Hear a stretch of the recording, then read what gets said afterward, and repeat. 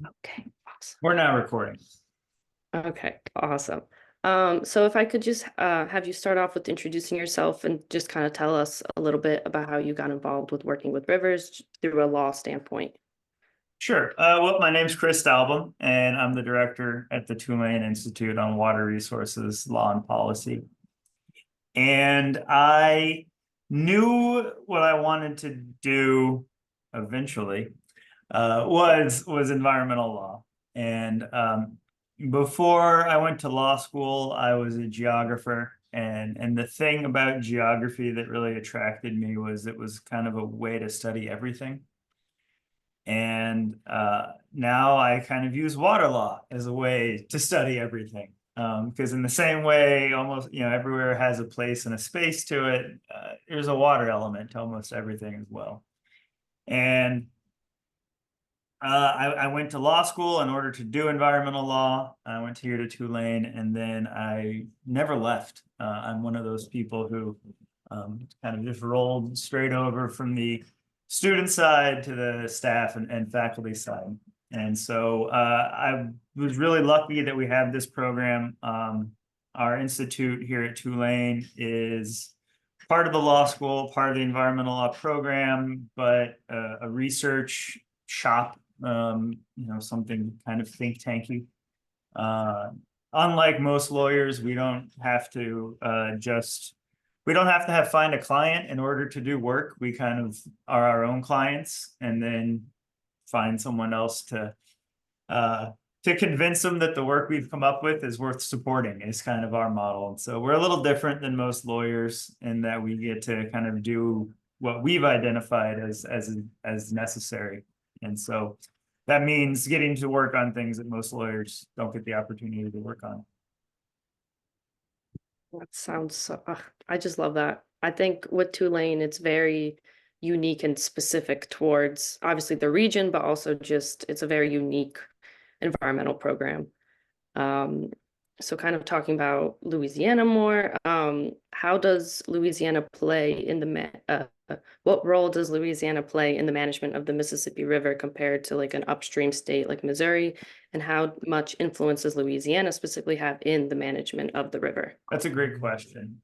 When you're talking about interstate resources like the Mississippi River, so often you're just kind of talking about piecemeal management, state by state. So much of it is done at the state level, which means that a lot of times you end up with one state doing one thing and another state doing something completely different.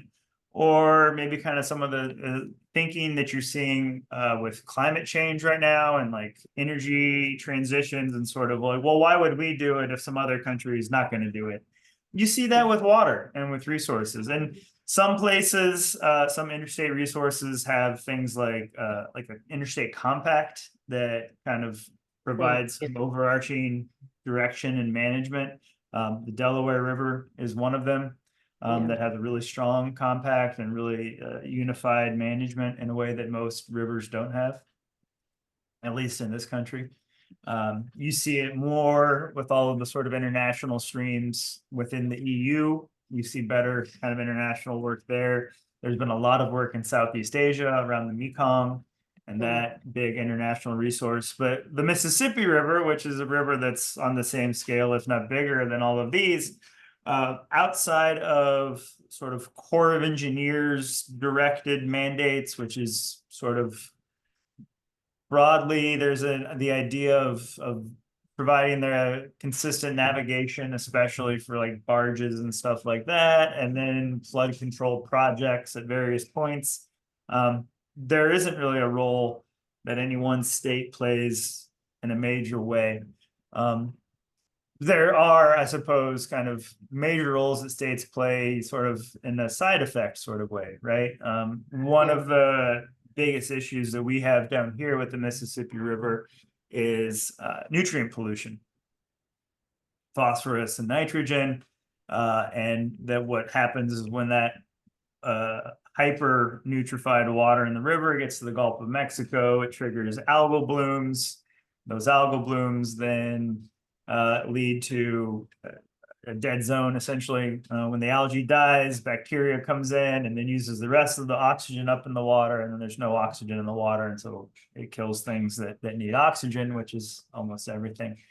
The nutrients that cause that pollution, that drive that pollution, the vast majority of them don't come from Louisiana. Louisiana is where we have the impacts.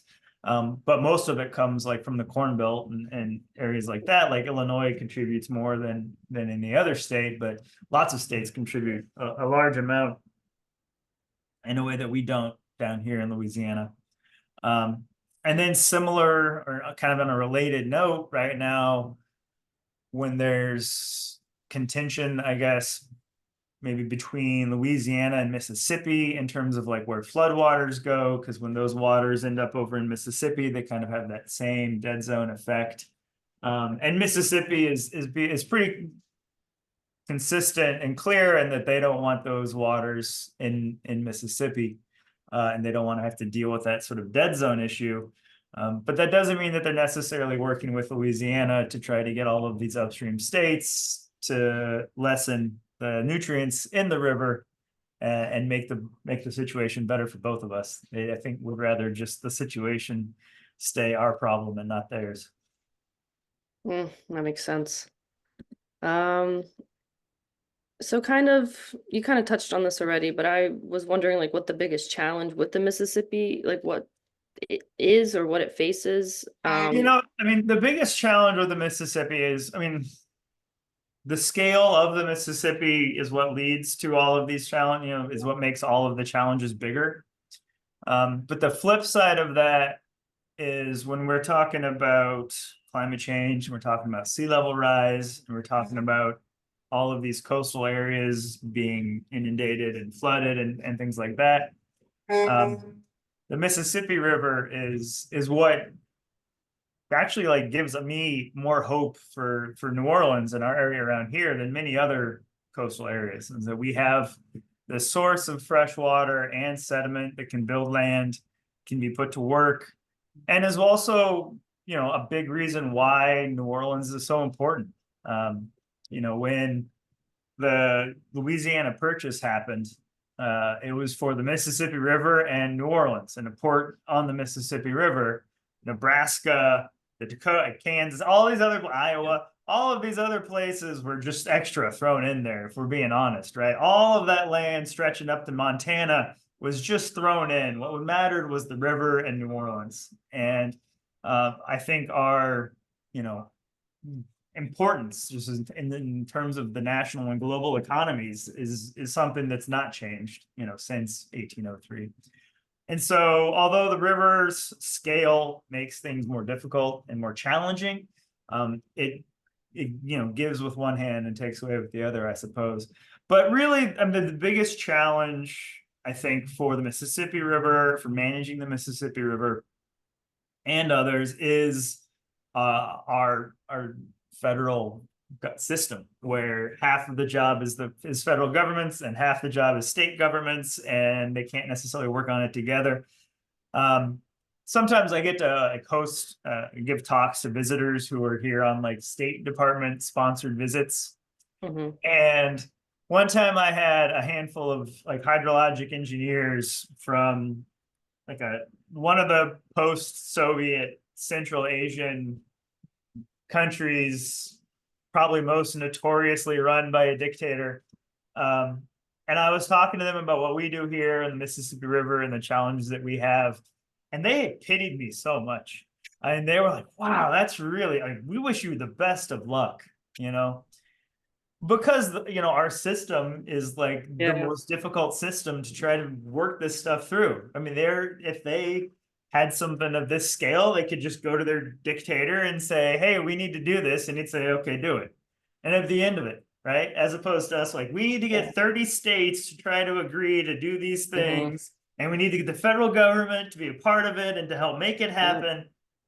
And so that's really, that's the biggest challenge when it comes to the Mississippi River. Oh man. Kind of talking about what is being done. I know that there is restoration happening of the wetlands upstream. How do you think that will impact the river downstream, specifically in Louisiana? Yeah, I mean the Mississippi, I mean all rivers, and all water bodies, wetlands are such a huge part of them and of their functioning in a healthy manner. And we're doing a lot of wetlands work and building down here as well, and trying to do more. Um, and so, I mean, the knock-on effects of wetlands include cleaning the river, making it clean. That nutrient pollution I was talking about, Yeah. wetlands take a lot of that out. In the same way those nutrients make corn and soybeans grow fast, they can also make wetlands plants grow fast and get taken up through there. Additionally, they are great for flood control, as well as drought mitigation. And so all of the sort of big problems that you have with big rivers, big water bodies, too much water, too little water, water that's not clean enough, or that's too dirty, at least in these specific nutrient ways. All of those things are improved by wetlands, which is one of the reasons everybody really who does anything related to the kind of work that we do, we're all in this sort of scramble right now after the Supreme Court decision, Sackett versus EPA last year, which removed Clean Water Act protections for most wetlands. And yeah, exactly. For 50 years, the Clean Water Act had protected a lot of wetlands, and then last year they decided it shouldn't do that anymore. And so a lot of us are trying to find those, especially those of us who work in the law, are trying to figure out other ways to protect these wetlands. Are there other ways the federal government can protect wetlands? Are there ways that local governments or state governments can protect wetlands? What's the best way for all of these things to happen? Are there ways tribes can protect wetlands? And so it's great that you asked about wetlands, because it shows an understanding of their importance. And one of the challenges, especially on like the litigation kind of side, and sometimes on the administrative side, is trying to put numbers on the value of wetlands. There's something called like ecosystem services, which is kind of trying to, for like way natural resource economists are trying to put numbers on the things that ecosystems do and the value of them, and put dollars on them. Because once you do that, then you can try to start to figure them into things like cost benefit ratios or return on investments and those kinds of concepts. But there's not, as far as I know, necessarily like a big court decision where a judge has gotten a chance to embrace those and kind of put using those ecosystem services into the equation to determine a cost benefit analysis. And so if we get to that point somehow, all of these sort of knock-on benefits that wetlands give us could then be integrated more into planning and into projects. I wish that I was going to ask kind of like what the legacy of the Clean Water Act is, but that kind of touched on at least an element of it. That's one. I mean, one element of it is that, but I mean, the legacy of the Clean Water Act really is, it's incredible. I mean, if we think about about the state of our water bodies in 1970 versus today, the change is immense. The problem, one of the problems, and maybe the biggest problem left, and this is why, when we talk about pollution in the Mississippi River, we talk about nutrient pollution as much as anything, is because nutrient pollution is usually gets there kind of via runoff from fields and stuff like that in agriculture. And those are called non-point sources, as opposed to something that comes out of a pipe, like from a factory or something like that. And those are point sources. And the Clean Water Act has done an incredible job with point source pollution, having mandatory rules around those, working with states to have mandatory rules around those, whereas non-point source is a lot squiffier and a lot more voluntary. and we haven't gotten our hands around that, and certainly the Clean Water Act hasn't proven able to get its hands around that. So, that's kind of, I think, overall the legacy of the Clean Water Act is a lot of successes, but I think we're clear there's some shortcomings, if not failures, that we're still trying to address. I think that makes me just think of like the nuances that come with like point sources make sense. Like that is a very clear thing that you can handle. But when it comes to stuff like this, it's I like how you said squiffy. I'm gonna start using that word. Okay, shifting gears a little bit now, we're gonna talk about music. So I spoke to a little bit ago to like a local Philly artist about their song River Road, and it was kind of just like a thank you to where he grew up and a declaration of like ownership and pride. What I love most about songs about not like rivers and stuff is just specifically how it connects people no matter where you are from. So can you just speak a little bit about how you think music connects people and how you think increasing access to healthy rivers specifically can connect people to their land and geographical homes? Yeah, I mean, I think one of the things that we do a decent amount of like music stuff around here just because we really like music. Yeah. And when we're not talking about water in this office, we're talking about music often. And so it's just something that keeps us having fun and keeps the energy up. And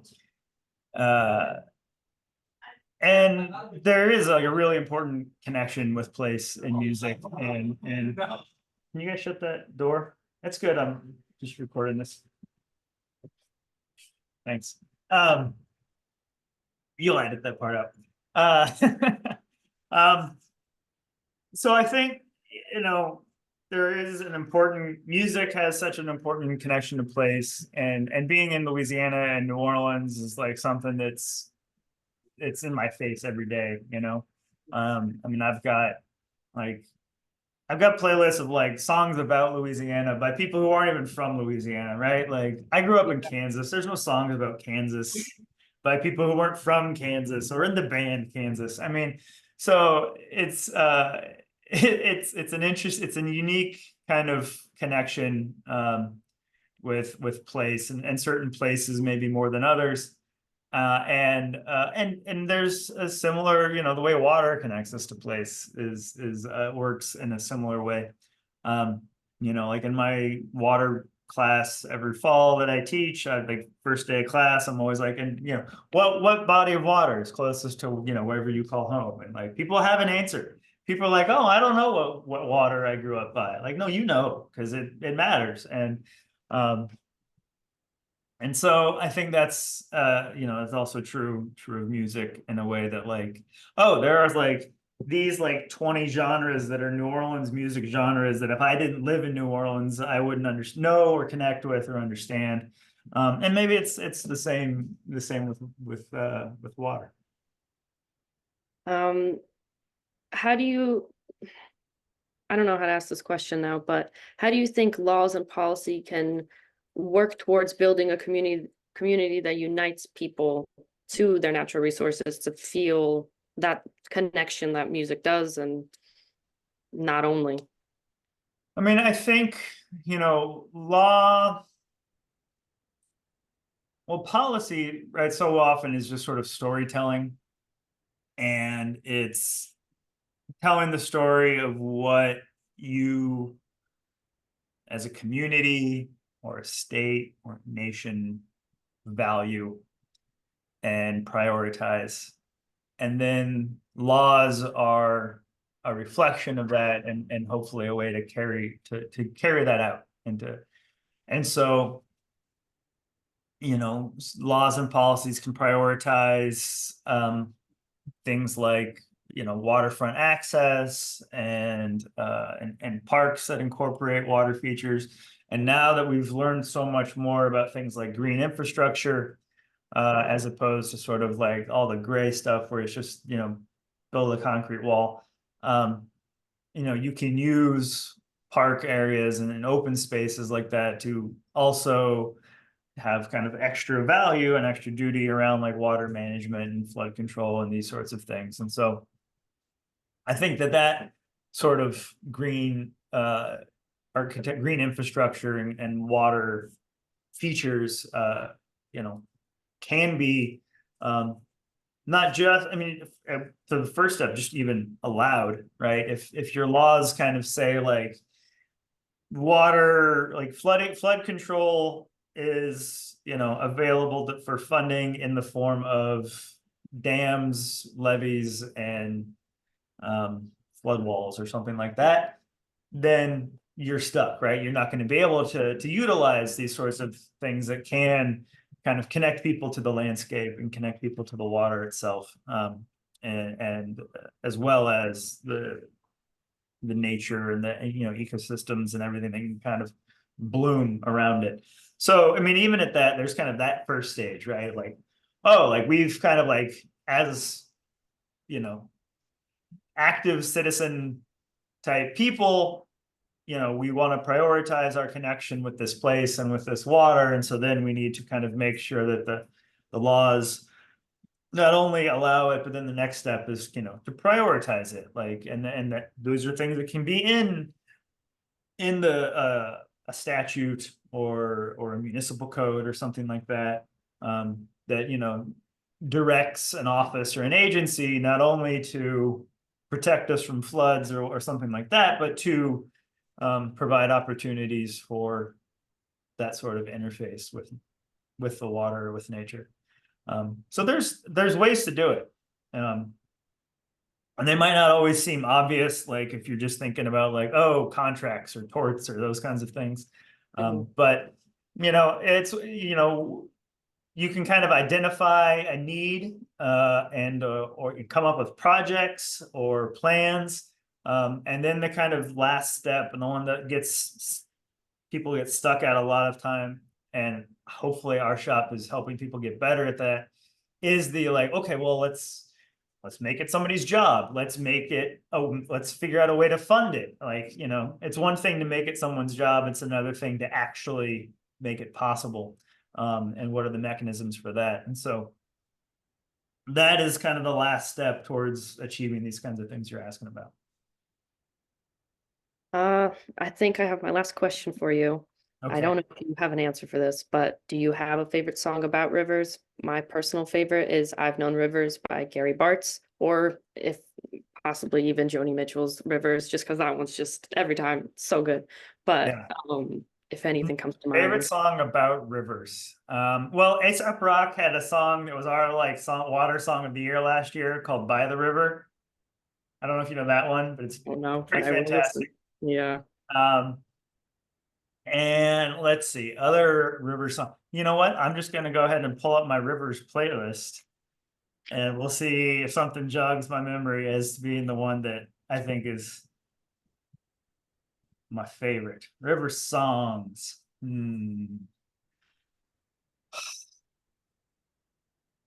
Let's see. Yeah, Joni Mitchell's got River. That's a good one.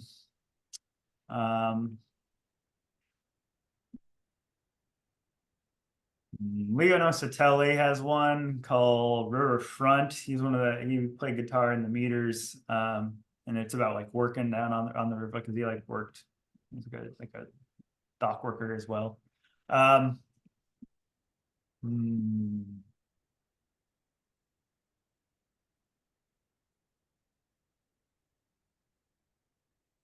I see you have a song called Shit River.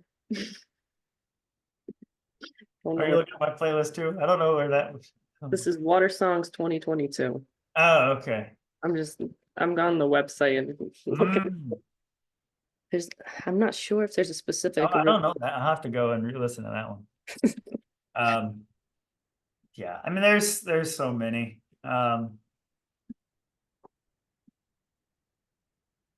But I think, yeah, if I'm gonna just pick like one river song,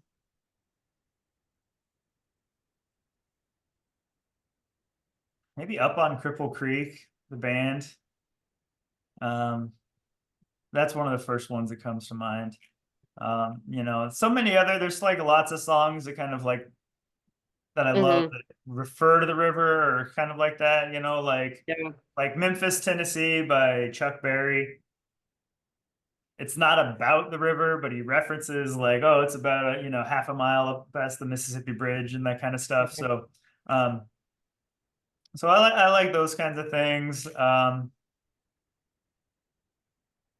But yeah, the By the River by Aesop Rock is like, for me, like as far as ones that are like, oh, this is about rivers, just like not Yeah. referencing rivers, not like this one specific thing, like Louisiana 1927. Like there's lots of beautiful versions of that. Mhm. But yeah, I'll go with that Aesop Rock song from last year. Perfect. Okay, well, that's kind of all I got for you right now. I do have a personal question. This is just something I saw yesterday, and I kind of would like to know your opinion on it. Um, the there was a national limit on PFAS. Um, what do you think of that? I'm just kind of curious as Yeah, I mean, your point of view on that. I'm I not mean, at a enough of national stand, like at a national level, that was kind of yeah. wild. Um, the fact that they're doing things about like it's been pretty great. The amount of work that this administration has put into it, and working on PFAS and limiting them, and but it was it's tough because I haven't actually seen it reviewed. I haven't myself looked into the actual rule itself. Um, the problem with PFAS, the tricky thing, yeah, here it is. I'm looking right now. They are very tricky. That's why I was very taken Yeah. aback that So they like even said such a thing. a few years ago when EPA started even like kind of looking into this, like our office submitted comments sort of saying you need to regulate them as a body of chemicals, as a type, this whole Mhm. CAG family. And there's like 2,000 of them, and they're Yeah, working on 6. I know. So it's tough. That I don't think has changed. But I will like give them credit that they have, kind of started from zero when it comes to this stuff. Um, so I mean, it's a good thing. It's good news, but it certainly isn't the last of what we need on that front. Yeah, Um, you can, um, if you're one of the companies that makes this and they outlaw a chemical that you make, then you add a couple more links to the chain of the molecule, and you've got a whole new yeah, one, and now you can sell that one instead, right? So yeah. Hmm. yeah, so that's why we were like, you need to regulate this as a body of as a whole family of chemicals, not just as like, oh, PFOA, Yeah, PFOS, this other one, that other one. And I understand. I think I understand. We try to hire like science students around here sometimes to explain things to us lawyers, but um,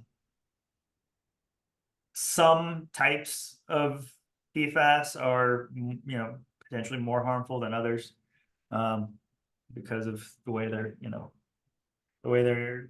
shaped. But I don't even know if these 6 types that they're working on right now are the 6 most dangerous, or are yeah, they just like the 6 most common, or like maybe the 6 oldest ones that are maybe easiest to get manufacturers to phase out. I don't know. yeah, So that's, but then at the same time, right, there's lots of interesting stuff. I feel like I see something every week from like, oh, this or this like is a way to eliminate PFAS or to like capture PFAS. I mean, there's two different things. There's one to capture it like out of the water or whatnot, but then you just got a big pile of PFAS. Like you still, and then so like eliminating it's the next step. And I don't know that any of that stuff has gone beyond like laboratory. I don't know that anything's able to be scaled up yet, but I think it's going to have to be both about what the EPA is doing in terms of eliminating, production of new substances, and then also figuring out some way on the scientific side to deal with what we've got out there already.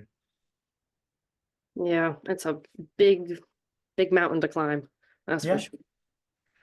Okay, well, those are all my questions. I really appreciate the time and just thank you for answering all my questions and being so kind about all of it. Oh, well, thank you. And again, I apologize for my lateness.